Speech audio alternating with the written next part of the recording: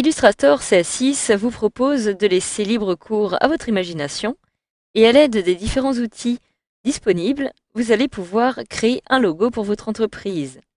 Alors cela n'est évidemment pas à prendre à la légère puisque le logo est ce qui va représenter votre société visuellement. Donc il ne s'agit pas d'un simple dessin puisque celui-ci va en fait avoir une signification. Donc, comme par exemple ici, je suis en train de créer un logo pour mon entreprise, la société Omotique, qui est en fait une entreprise de maisons intelligentes.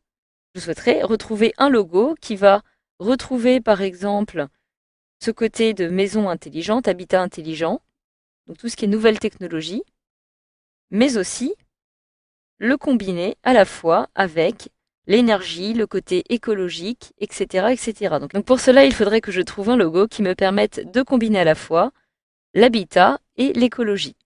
Donc je viens de créer ici différents éléments, différentes formes. Comme vous pouvez le voir, je vais retrouver ici une petite maison qui est créée ici avec un bouton qui rappelle le côté justement de la domotique. Alors l'avantage d'Illustrator est que vous allez pouvoir créer des logos qui pourront être vectorisés, c'est-à-dire que vous pourrez par la suite les agrandir à l'infini sans perdre de qualité. Alors j'ai ici décidé de travailler sur un format A4, donc un format assez grand, mais par la suite, comme il s'agira d'un format vectoriel, je pourrai décider de modifier la taille à tout moment sur mon logo. Alors parmi les différents outils que vous allez pouvoir utiliser, vous allez sûrement commencer par l'outil forme, qui va vous permettre ici de créer par exemple des carrés arrondis, ici sur les côtés, des cercles, etc. etc. Donc par exemple, je vais ici continuer mon petit logo afin de créer une petite cheminée. Je vais me placer ici, je clique et je vais créer ma petite cheminée de cette façon. Là, je vais pouvoir la déplacer et je décide de la situer ici. Une fois que j'ai créé ma petite cheminée et que vous avez créé différentes formes, vous allez aussi pouvoir utiliser l'outil Pathfinder qui va s'avérer très utile justement pour pouvoir combiner vos formes. Donc pour cela, il vous suffit de sélectionner en même temps les deux formes que vous souhaitez combiner. Donc ici, à l'aide de la touche mâche de mon clavier, je peux sélectionner ces deux formes. Je vais me rendre maintenant dans le panneau Fenêtre pour retrouver l'outil Pathfinder. Je vais pouvoir décider de les combiner sous forme de réunion, c'est-à-dire afin de réaliser un seul et même objet de cette façon. Alors vous allez aussi avoir un autre outil que vous allez sûrement beaucoup devoir utiliser. Il s'agit de l'outil d'alignement qui va vous permettre par exemple d'aligner ici plusieurs éléments, admettons les deux qui se trouvent ici. Vous pouvez décider de les aligner horizontalement au centre, mais aussi verticalement au centre, ce qui va vous permettre par exemple ceci, là, de les centrer. Et vous pouvez aussi centrer le reste directement par rapport à votre logo. Donc voilà, vous allez aussi avoir les repères, petits repères verts qui apparaissent ici, qui vont vous permettre par exemple de l'aligner facilement avec la partie du logo qui se trouve ici au centre. Donc une fois que vous avez créé différentes formes, vous allez pouvoir utiliser maintenant les outils crayon, pinceau ou encore l'outil plume, cette fois-ci pour réaliser des dessins. Donc je vais sélectionner par exemple l'outil crayon, je vais me déplacer comme ceci, et je vais maintenant dessiner par exemple une petite feuille afin de rappeler le côté écolo de mon entreprise. Je vais la dessiner comme ceci. Voilà, je vais m'arrêter ici.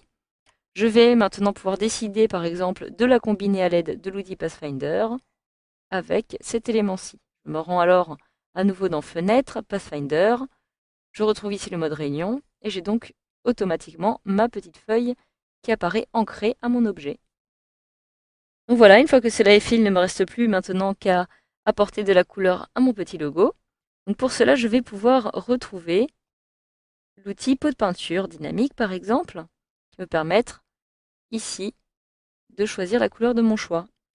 Alors, le choix des couleurs est aussi quelque chose de très important. En effet, chaque couleur a une signification. Par exemple, elles vont insuffler différents états d'esprit, des sentiments, des ressentis. Et lorsque vous allez créer un logo et que vous souhaitez lui appliquer de la couleur, vous allez devoir veiller à ce que celui-ci réponde à la charte graphique établie par votre entreprise. Donc, en ce qui concerne mon petit logo, le choix va être d'appliquer une couleur rouge et une couleur noire, tout simplement parce que la couleur rouge a un côté plutôt chaleureux qui rappelle par exemple le confort du foyer. Donc je retrouve ici le domaine de l'habitat. Et le noir va, lui, avoir un côté plutôt élégant. Il va rappeler aussi la simplicité, ce qui va donc donner maintenant un côté sérieux à mon entreprise. D'ailleurs, il s'agit d'un mélange plutôt harmonieux de ces deux couleurs. Donc pour cela, je vais sélectionner l'intégralité de mon petit logo. Je me rends maintenant dans Objet, Peinture dynamique, et je vais ici cliquer sur Décomposer. Lorsque je me rends à nouveau dans Objet, Peinture dynamique, je peux maintenant décider de créer la peinture dynamique qui va me permettre ici, en sélectionnant l'outil pot de peinture dynamique, d'appliquer la couleur de mon choix. Je vais d'abord appliquer ici la couleur noire en la sélectionnant, comme ceci, et pareil pour le toit. Voilà, par contre en ce qui concerne ici cette partie du petit bouton, je vais sélectionner une couleur rouge. Donc voilà, une fois que cela est fait, il ne vous reste plus maintenant qu'à exporter ou enregistrer votre logo en fonction de ce que vous allez en faire par la suite. Donc par exemple, si vous souhaitez réaliser une sauvegarde de votre logo pour impression, je vous conseille d'utiliser le format SWF, EPS ou encore PDF. Donc pour cela, vous allez passer par le menu Fichier, puis vous rendre dans Exporter.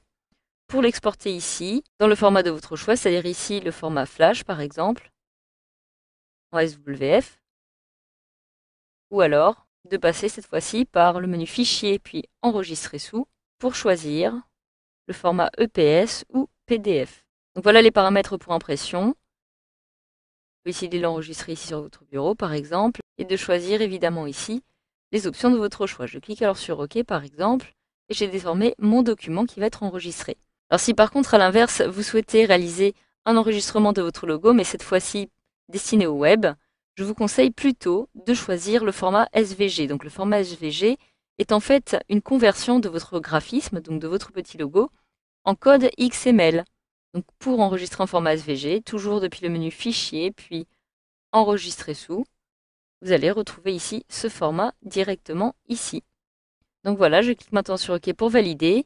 Donc voilà, grâce à ce module de formation, vous savez maintenant comment créer un logo pour votre entreprise en fonction des différents outils dont vous allez disposer sous Illustrator CS6, mais aussi et surtout, tout simplement en fonction des différentes étapes que vous allez devoir suivre, ou encore les références comme la charte graphique de votre entreprise pour créer votre logo directement sous Illustrator CS6.